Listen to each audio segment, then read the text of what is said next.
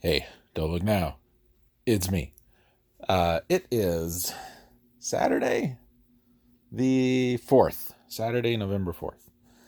I've been out for a few days. Um, Never did hear from the HVAC people. I'm going to call them Monday. Basically tell them, look, I need this done. I can give you guys money for it, or I can give someone else. It's your decision.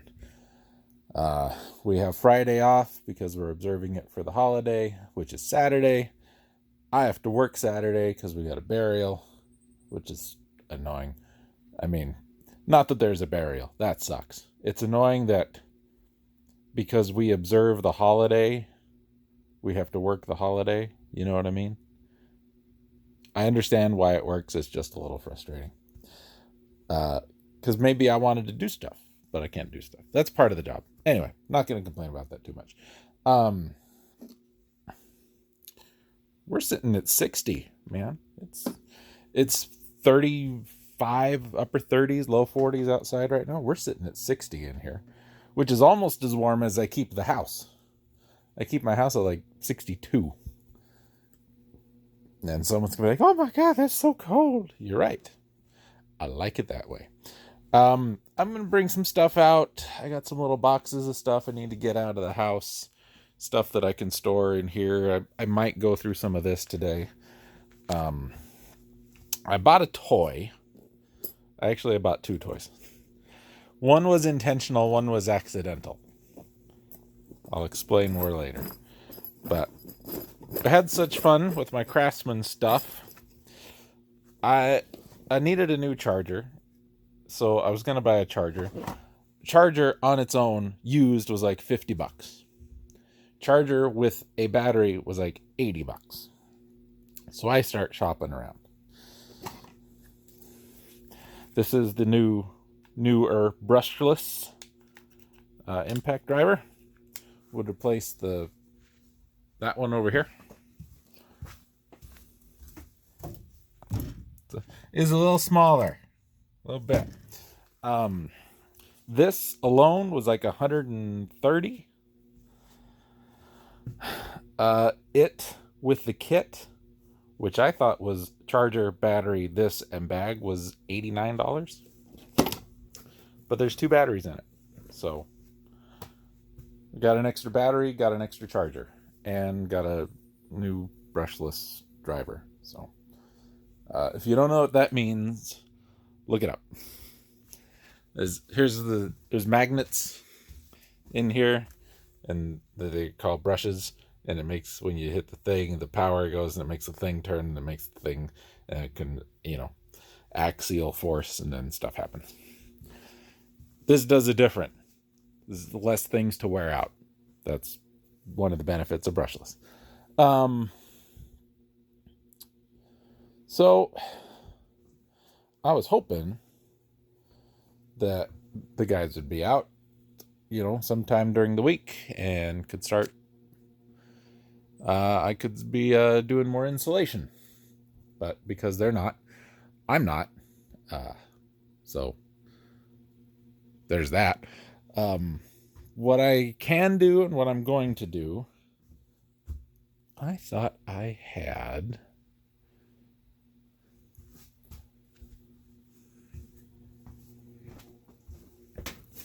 Nope, there it is. Okay. So I thought I had another longish piece. I don't. I have that piece. So, what I can do, I bought a bag the other day. I think I can do these three, which is going to be fine. We could do that one. My boss is kind of doing the same thing. He just bought a house about a year ago. That's been a project for him. God, you don't even want to know. But he's building a shed, and he's doing this. He's insulating right now, and he said he had some spare R13, which he wasn't going to need anymore, because where he's going to have to like reframe a thing for his power and all that. So he's going to give me whatever he can spare, which is very nice of him. So we might be able to do under the box, maybe one of these bays under the windows with that. But again, we're going to wait till that's hooked up. And if I knew more about what I needed electrical wise for that, I could run the wire. I think I can just run another bit of this wire and it will be okay. What I don't know for sure, which is why I wanted the experts to come do it,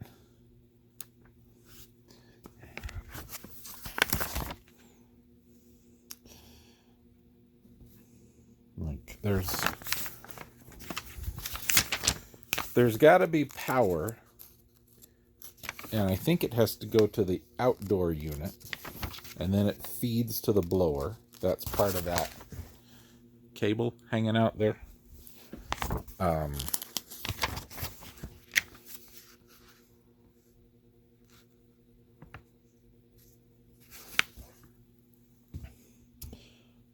But I think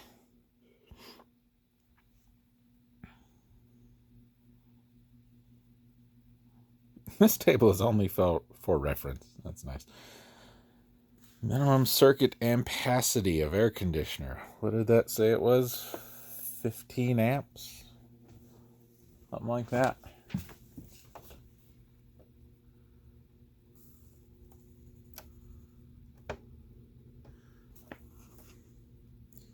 The MCA is 0.6. That's listed 8. So our minimum wire cross section in millimeters, which is not what AWG is, it's 0.75. Specification of socket or switch and fuse in amps is 15. So our minimum circuit ampacity is less than 8 because it's 0.06, which means we need a 15 amp. Yeah. But then our MOP is 15 amp. And I don't know what MOP is. Maximum operating puppies. I don't know. But it says 15. So you always go up to the next one. So that tells me this should just need a 20. We got plenty of 20s. The only other thing I'd have to do is I can't run a third line through here. We talked about coming down and maybe going right under the windows and then out, because we got to put a box outside. I don't know if it requires or is recommended to have a service disconnect outside. Either way, we'll put one. I don't know what all that, like, do I need to run from the breaker, doop-de-doop-de-doo, doop-de-doop-de-doo, and then have a separate breaker on the outside? If that's all I need to do, that's not too tough. I can handle that. And this wire should be able to run up to 30 amp, I think. So, you know, I'm just kind of, I'm at a point where I don't know. And if these other folks won't get back to me, then I'll like I said, I'll call somebody else. I'm not afraid to do that. There's been a lot of that going on. Everybody, contractor, HVAC, plumbers, electricians have been so busy out here because we hit just this huge segment of growth. Not segment. This just we just took off, man. So everybody's building new homes, and you got to get everything inspected, and you got to have this and that and the other. Like, they just opened like a school for electricians out here because there was such a shortage of electricians. They just started a school to train people to be electricians, so we wouldn't be short of electricians anymore.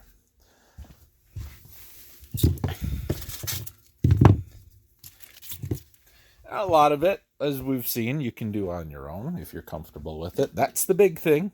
Be comfortable. If you're unsure, don't. point being, it's just hard to find people sometimes because everybody's so busy doing other things.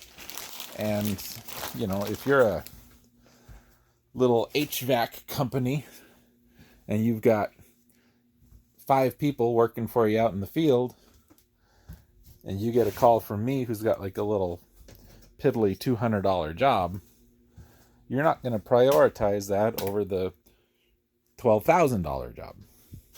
Building a new workshop or a house or something. And I do not fault them for that.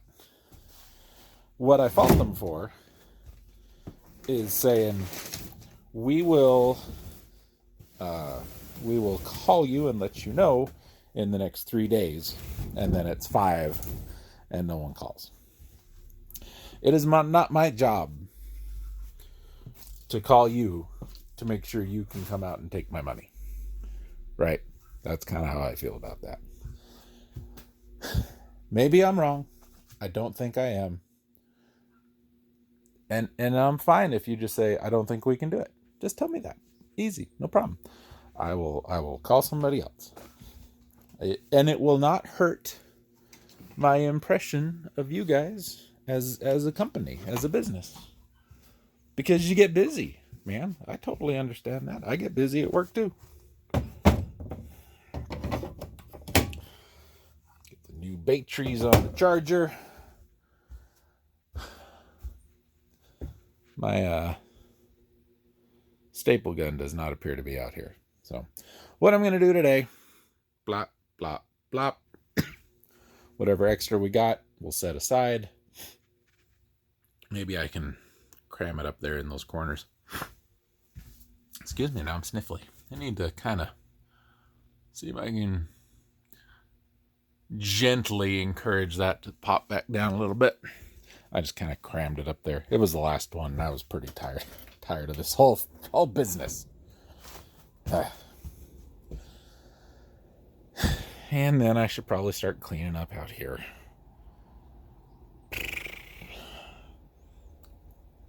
You just keep doing your thing, Das Blinken Lightzen. Well, I had budgeted 3 bays, a little of that tar on me, 3 bays per roll. And I don't know why I had budgeted that, because the roll's 40 square feet, and that ain't 9 feet. So we got 1, 2, 3, 4, and a little bit. I just crammed it in the corner to get out of the way. So that means 1, 2, 3, 1, 2, 3, 2, 1, 2, 3, 3, 1, 2, 3, 4. 4 rolls, which means, 5. We'll count under the windows. That one's done. So that one, and maybe there. There should be plenty, but. So that means, ladies and gentlemen, 5 rolls. So instead of that $200, $300, $400, whatever we were budgeting, we've cut that like in half. $150, maybe. That's good news, man. That's good news. Oh, I was cutting and my knife broke. Well, the knife didn't break. The blade snapped. And I saw this earlier. I didn't grab it. There's the last little piece. So be careful. Now, I brought out a box. This box has got a lot of crap in it. Some of that crap is guitar strings. I used to use Everly's quite a bit. Went over to DR's. I used DR's a million years ago when I first started playing. I went back to them 3 or 4 years ago. Well, no, probably 5 or 6 now. And been using them ever since. And I really like them, and I think they're really good strings. We are going to restring a guitar. And the strings that I normally would be using are not out here. I usually use the DRs in the purple, but we'll use some of these. Let's talk about this for a minute. Not that anybody really cares. These are all SIT brand. Stay in Tune it stands for. They make acoustic strings like these purple ones, is which I used forever and ever. Electric strings, bass guitar strings, banjo strings, mandolin strings, bajo sexto strings, lots of different strings. They're very good strings, and I would absolutely recommend them to anybody. They're not what I personally like to use anymore, but I would recommend them. Ernie Ball, pretty classic. They're going to put everybody who uses them on the package. Don't be fooled. There's some not really great news on there. These are Knucklehead. I think we looked at some of this stuff a while ago. These are really good strings. They don't make them anymore, but they're really good strings. These are more DRs. Tight wounds, right? Tight fit. The blue ones are pure blues. Little higher nickel content, I think. Clear tone. Pretty good strings. They're coated, similar to Elixirs. Coating is not as heavy. And more Knucklehead. It's all about the marketing with Knucklehead.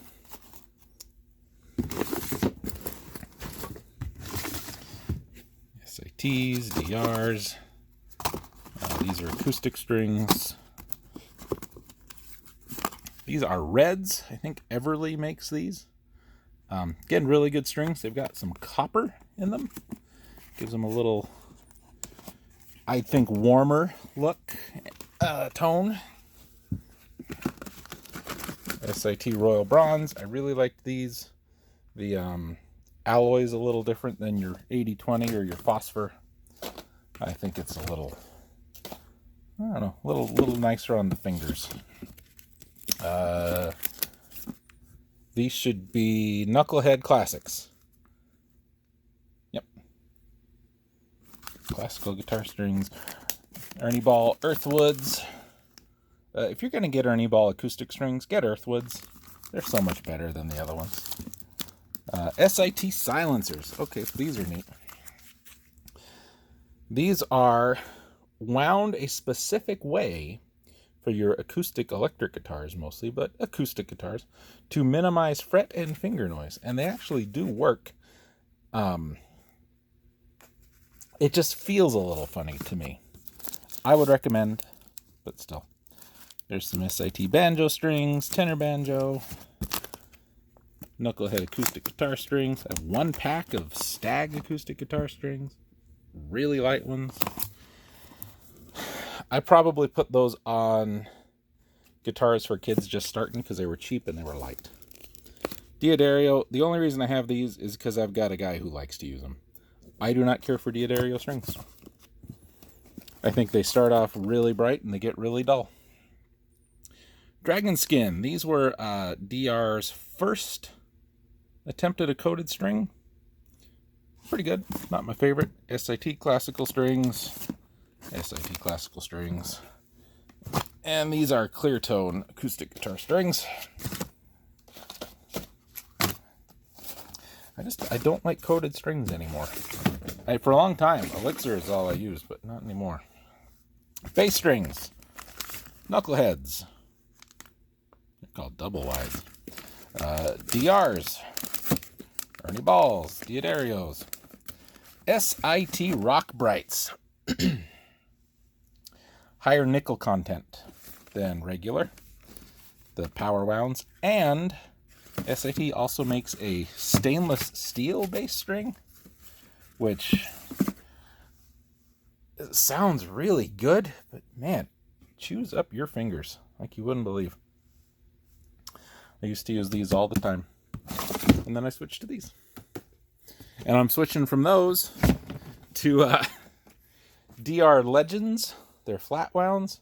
I put some flat wounds on my new 5-string, and at first I hated it.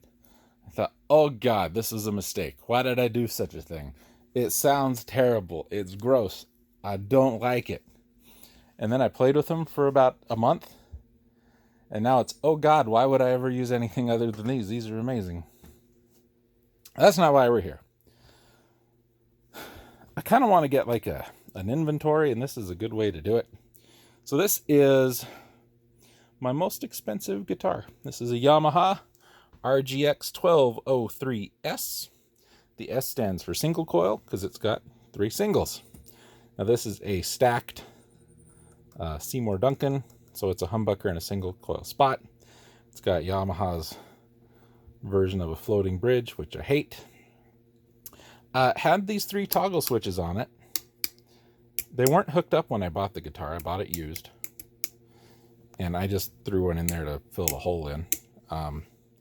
What I believe they did is they turned these in and out of phase. I think that's what they did. Master volume, couple of tones, 5-way switch, locking nut because of the floating trim, neck through, and with this little recessed input jack that Yamaha did for a while. I played the hell out of this guitar for a very long time. I enjoy this guitar very much. I let somebody do some fretwork on it, and they screwed it up horribly. They didn't crown them at all. Just totally flat. And I think they messed with my intonation, because when I got it back, these were like scooted way the hell back. So it's just waiting for me to fix it. Uses a different kind of trem bar. Most of them I have seen anyway are either threaded on the bar like this, or there's a nut that threads. This one just presses in. You just press, and there's a little, like a C-clamp kind of thing, and it just snaps into there, and you use it. I never use these. A lot of my guitars have these. I never use them. Great guitar. Most expensive guitar. Mentioned that. This thing, when I looked it up, brand new, would have been going for about $1,500. Do I think it's worth that? Well, if it was operating in a way that it would have been new, I had to change these out because the old ones are all stripped and these aren't quite right. Like I said, the intonation's all screwed up. The pickups aren't right. These are all carvings. These 2 are carvings. This is a Seymour Duncan. The switches don't work. It's got some chips. It's got some dings. I think someone tried to adjust the height of the pickups once and went too far. Came out the back. But I mean, other than that, it's in real good shape. And my buddy Jim loved playing this guitar because Jim was kind of a hair metal dude. I don't think it's worth that. I don't think any guitar is worth more than $700-800 though. So I think I got it for like $250. And I got the case for like $80. And this is a Yamaha specific for the Strat style guitars they make, the RGXs and the Pacificas. We will not be working on that one today. This is a universal Yamaha case. I don't know what's in this one. Okay, this guy. We're going to talk about this guy. Okay, nothing in there. This is a Pacifica 112. Doesn't have the sticker on it anymore. This is a Pacifica. And that is a Pacifica. That's the one we're going to work on. I bought that one for like $120. Fantastic guitar. By far, of all the guitars I own, electric guitars, that is my favorite one to play. And I think it's a 312. But I loved it so much, I said, I want another one. I want a project guitar. I want to do weird things with it. And I love that one. I love the body. I love the neck. I love the everything. So we're going to get one. I'm going to fiddle with it. So I found this 112. Difference being some finish options. That's got a Proloid pickguard. We'll see in a minute. This one just had a flat white pickguard, 2 single coils, and a humbucker. You may notice it's a little different now. We'll get to that in a second. But this one, I think, needs a new 3-way switch. Why is there a three-way switch? What's the deal with this? Well, I bought this and I wanted a green one. I wanted like dark, translucent forest green.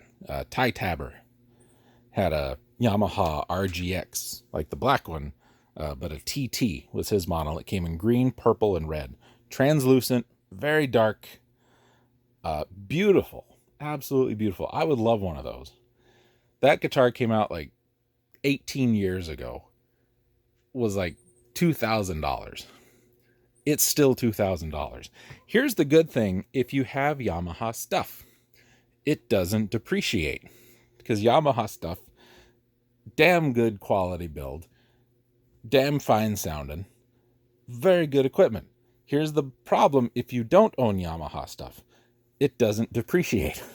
It's really hard to find it and buy it. Yamaha makes an acoustic guitar pedal, a AG Stomp, the acoustic brother to the DG Stomp.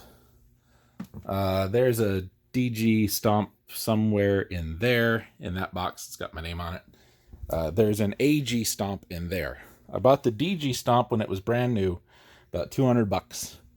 It is a guitar effect pedal, amp mod kind of thing all in one. The AG Stomp is the same thing for acoustic guitars.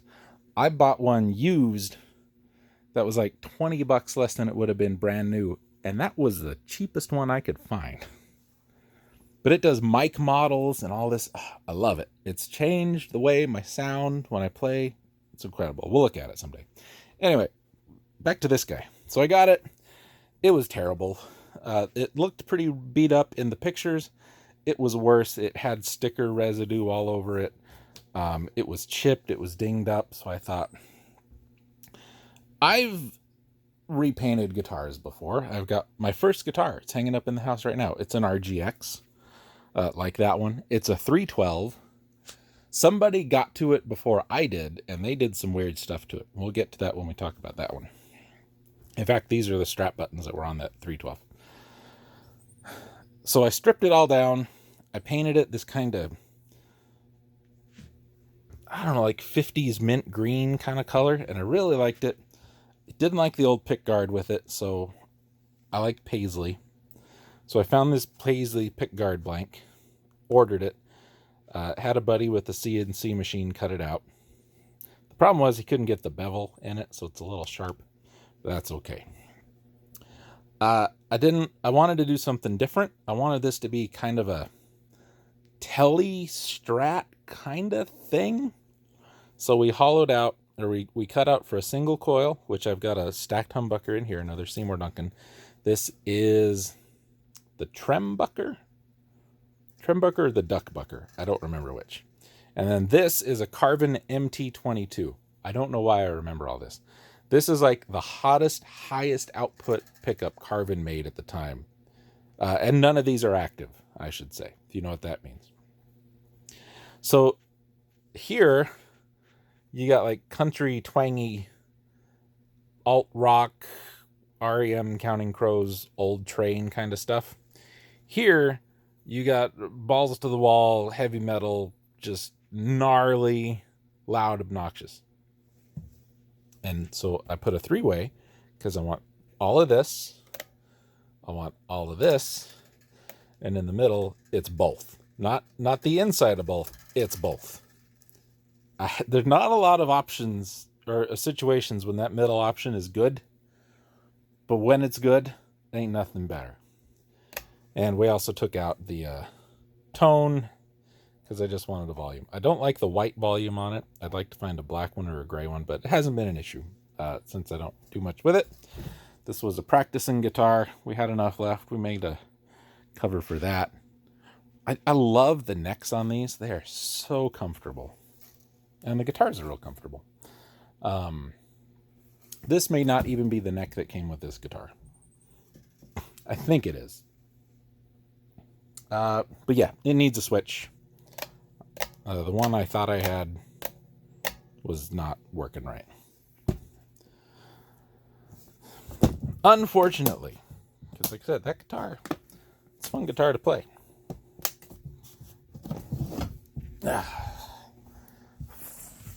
Let's get this right on my foot. That out of the way. Okay, this should be my other Pacifica. And it is. There you go. Proloid pick guard. That one would have had a setup similar to this, 2 singles and a humbucker. These are stock. 5-way switch. It's got a new switch on it. I put gold knobs on it because the hardware was gold, but it had the white plastic caps like the other one. I've done nothing to this guitar. Jam a block of wood in there. There you go, 312. I think this is really pretty. I think it's a very pretty playing guitar. It's a very pretty sounding guitar. I've recorded a lot with this guitar. I played live a lot with this guitar. It's got a little ding on the headstock there. I just really enjoy this guitar. It's my favorite electric guitar, probably that I've ever owned. So what I was hoping is that green one was going to be kind of... This looks more red on the video than it does in person. It's very dark, kind of brownish, like a dark cherry burst, I guess. But it looks almost solid red, but it's not, I promise. I really like this guitar. I don't even mind the kind of gaudy looking pickguard. But I think it also needed a switch. There was something up with this one, and that's why I took it apart, and it's got no strings on it. But we're going to open it, look at it today. See if we can figure out what's going on. This guy. Let me talk about this guy.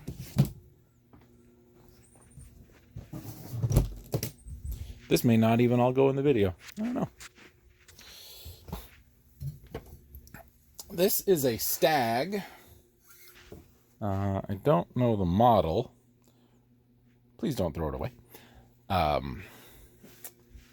There you go. It's an older one. This is one bought to sell when I was running the shop, and it didn't sell. And I don't know why. Flame maple top. Real just classic single cut looking thing. Vintage style tuners. I do wish it had the ring on here for rhythm and treble. I think it's missing that. It is a mahogany body. Neck's rosewood. Good sounding pickups. I don't know, man. No one ever wanted this one. As much as people... Here's the thing. People, I think, want one of these, but they want it to be an Epiphone. They want it to be a Gibson. It's less about this, and it's more about what this says. And I will tell you why I believe that. I got a buddy. We play music together. He's got a couple Gibsons. He's had this SG for 9 years. He probably brings it to me 2 or 3 times a year because there's something about it that he doesn't like. And the problem, and this is a Gibson problem, is either one of the saddles or a tuning machine just gets a little off and it just screws everything up. I have worked on a lot of Gibsons. I've worked on a lot of expensive guitars and a lot of cheap guitars. And you know what? I would play this over his Gibson. Honest to God, I would. I think this is more comfortable. I think it sits better. I think it hangs better. It sounds just fine. I was out playing this through this little custom amp, I don't know, 10 days ago, week and a half ago. And I was having a wonderful time. The action is a little off. I need to get that adjusted. But yeah, none of the problems that he has with his Gibson, keeping it in tune. He's got some issues with the electronics, and it's just they weren't soldered in very well, so I've had to fix those a couple times. He gets to the point and he'll like crank a little hard on a volume knob or something, and it'll just kind of spin around. These are real tight, but they're not so tight that they're hard to turn. But they're tight enough that you can't just bump it. His are so loose. And I tell him we need to change these things. We need to fix it. And he doesn't want to do it. Which is, that's his thing, man. He can do what he wants with it. If he would let me do to that guitar what I think that guitar needs, I think he'd have a better time. That's the old Yamaha we saw a couple videos ago. That's the Ibanez we saw a couple videos ago. This guy, there's a story about this guy. So I have this Yamaha FG730 rosewood body, cedar top acoustic guitar. I've had it for a long time. That's my gigging guitar. That's my jobber guitar. When I record acoustic guitar stuff, it's almost always 99% of the time on that guitar. When I go to a gig, 99% of the time, that's the guitar that goes. Love that guitar. Ordered it to sell at a music store I was working at, my first real job after high school. And I fell in love with it. I kept it hanging by my desk because I didn't want anyone else to buy it. And, if somebody asked, I had to sell it to them. Right? That's fair. So this guy comes in, and he's looking for an electric guitar. And he's not really seeing anything he likes. He's got something kind of in mind, and we don't have it. So he says, well, I guess an acoustic guitar wouldn't be too bad. Because I've got an electric, and I don't play it all that much, so I'm looking for an acoustic. He says, okay. He says, can you guys buy my old electric? He said, at the store we worked in, we didn't do that, which was ridiculous, but we didn't do that. So I said, bring it in. I'll hang it up by my desk. If somebody asks, I'll send them your way. I can do that.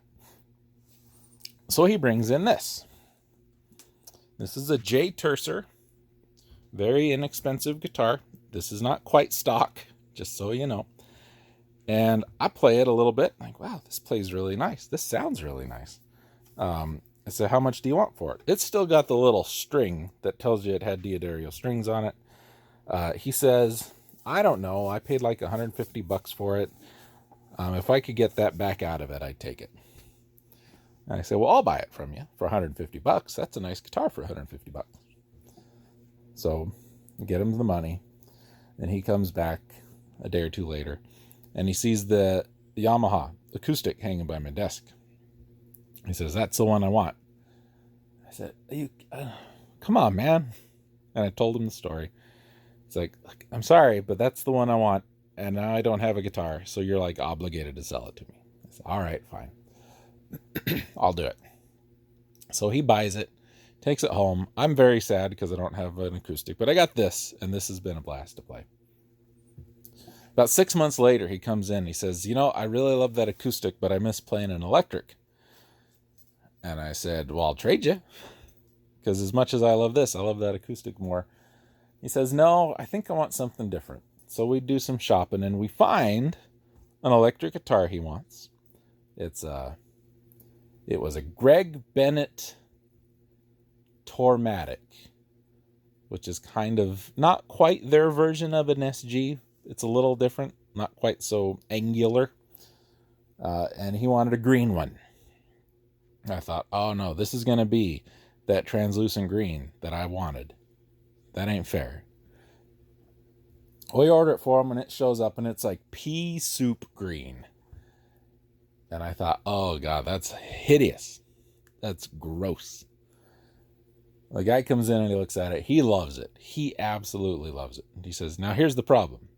My wife found out, and I can't buy another guitar unless I sell another one. And he says, the only one I got right now is that acoustic. Do you want it? And I said, yes, absolutely. How much do you want for it? And he says, I know how bad you want it, so I considered briefly charging you double. And I said, that's not cool. He said, no, what we'll do, he says, what is the price difference between this acoustic, the Greg Bennett electric, and that Yamaha acoustic. Crunch some numbers on it. It was like 250, 300 bucks. I don't remember. And he says, if you'll pay the difference, we'll call it good. So yes, absolutely. He got his Greg Bennett. Last time I saw him 5 or 6 years ago, he still plays it. He loves it. He's super happy. I've still got my Yamaha. I love it. I'm super happy. And I've got this, and I love it, and I'm super happy. When I was playing some music with some guys, our guitar player, lead singer at the time, I was playing drums for the band, he saw this hanging up in my little jam room, and he's like, what the hell is that? And he played it, and he loved this more than he loved his Fender. And I've played some Fenders, haven't loved any of them. But this guitar, I absolutely love this guitar. And it was about 150 bucks brand new at the time.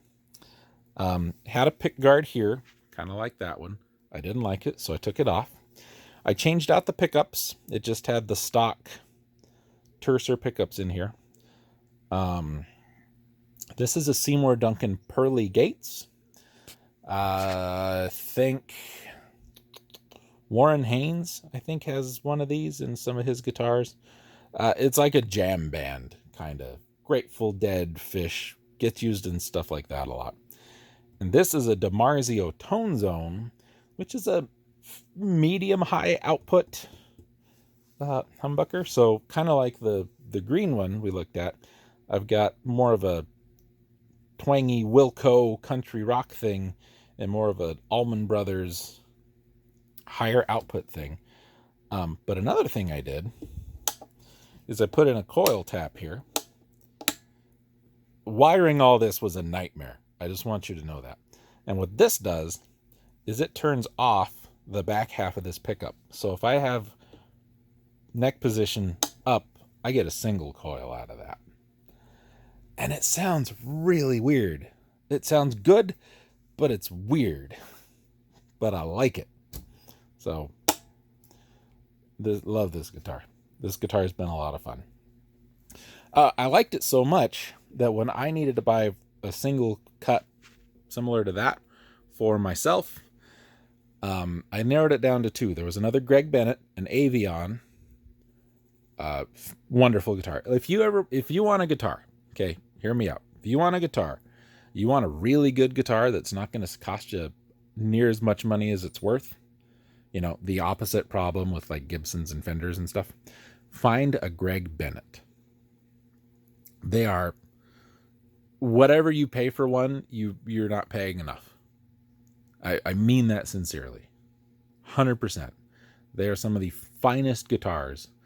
They didn't sell a lot because the name.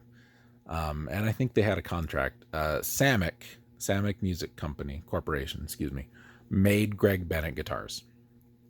Greg Bennett was a designer who worked for your Gibsons and your Martins and your all these others, and took what he could, minus a NDA, and used that to build these guitars for Samick. And like, God, just some of the finest guitars ever. So my options were an Avion, which is, like I said, a single cut like that from Samick, Greg Bennett, or a Tercer, like this one, that has I think it's a flamed top. Yeah, it's got a flame top, but it's like a walnut burst.